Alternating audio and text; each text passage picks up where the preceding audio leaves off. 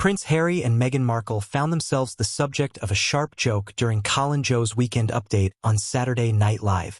Recently, Colin Joe was live on SNL. He looked straight into the camera and said something that's got everyone talking. He threw jabs at Meghan Markle and Prince Harry, saying the UK wants the US to keep them. American companies.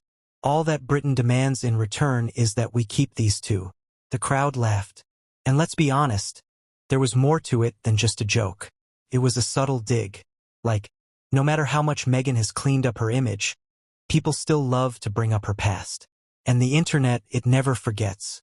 NBC has announced plans for a spin-off to the hit series Suits, which will be set in Los Angeles. It will focus on Meghan Markle's character struggle to balance her legal career while also caring for an unemployed immigrant. Not long after, old photos started popping up again.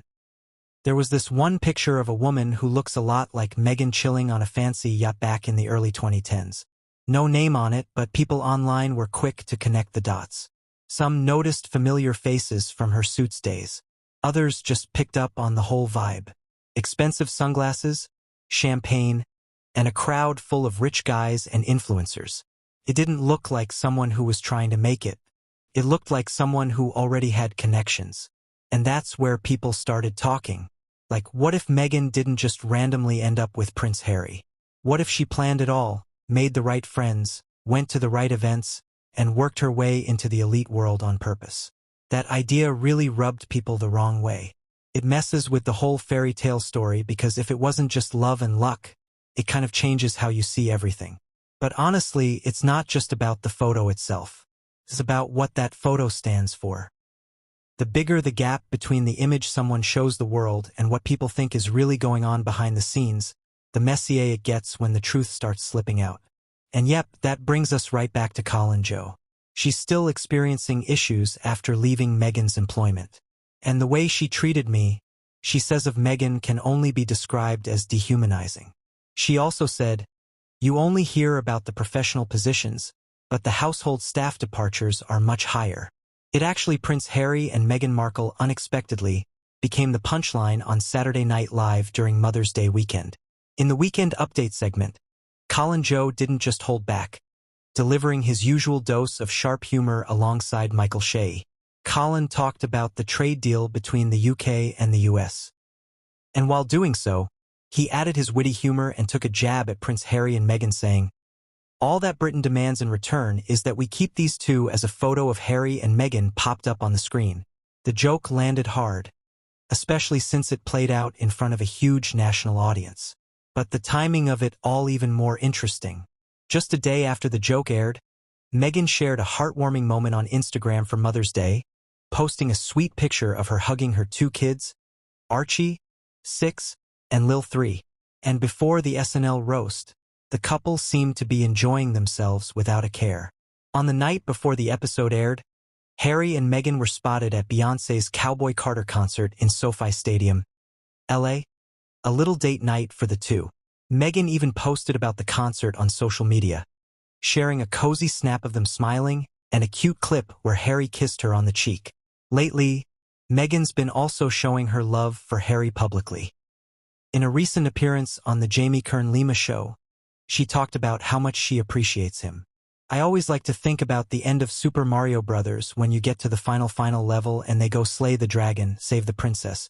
I'm like, that's my husband," Meghan said, gushing about her man. She went on to say, "There's something that is not to be taken for granted when you have a partner and a spouse who is just so behind you. I mean, that man loves me so much. And look what we have built. We've built a beautiful life and we have 2 healthy, beautiful children." The couple, who got married in 2018, have been living in Montecito, California since stepping back from royal duties in 2020. But it hasn't all been smooth sailing. Prince Harry recently faced a legal setback after losing his appeal to get taxpayer-funded security while in the UK. Something he admitted left him feeling devastated. Their cozy night out came just 2 days after Page Six dropped a bombshell report claiming Harry has been shut out by the royal family. And it all boils down to trust issues. According to a source who spoke exclusively to the outlet, things are beyond strained. "I genuinely think nobody trusts him, and that's the bottom line. The royal family has major trust issues with him, and that's what's at the heart of everything, the insider revealed. And it's not just about Harry. Meghan's part of the reason, too, the source continued. They don't trust him and Meghan, and that's why they can't have a relationship. Maybe there's room to forgive, but they won't forget. So, while a couple might be out enjoying concerts and sharing sweet moments online, behind the scenes, it sounds like their ties to the royal family are still very much broken and not likely to heal anytime soon. And SNL isn't really known for being subtle, and they didn't hold back this time either. In that same sketch, Joe made another dig, calling Meghan someone who keeps rewriting her past based on who she's trying to impress. That hit a nerve because honestly, that's exactly what a lot of people are saying online right now. Reddit threads are going crazy. People are pulling out receipts using facial recognition tools, checking old party guest lists, and digging into metadata. It's wild. And it's not the media pushing this stuff. It's regular people sitting at home with free time and a mission. But that's not all. When Meghan decided to launch her brand and sign deals with Spotify and Netflix, people didn't leave that alone either. Those cutesy nicknames, the over-the-top branding, it all started to feel forced, like they weren't really sharing their story anymore. They were just selling it. Then came the stuff about royal traditions. Things like Meghan acting like a simple curtsy was some deeply troubling experience. To a lot of people, including Piers Morgan and honestly plenty of regular viewers, it came off as dramatic. It felt like they were trying way too hard to paint themselves as victims. Over the years, they've carefully shaped that narrative, especially Meghan, as the ones wronged by the royal family. But the real backlash started after that explosive Oprah interview when Meghan said they wanted to know how brown the baby is going to be. That line hit a nerve. And not just with the public comedians, they jumped on it too. Meghan quickly became a target for jokes on talk shows and stand-up stages, even getting roasted by Chris Rock himself. Oprah, they're so racist. They wanted to know how brown the baby was going to be. They're so racist.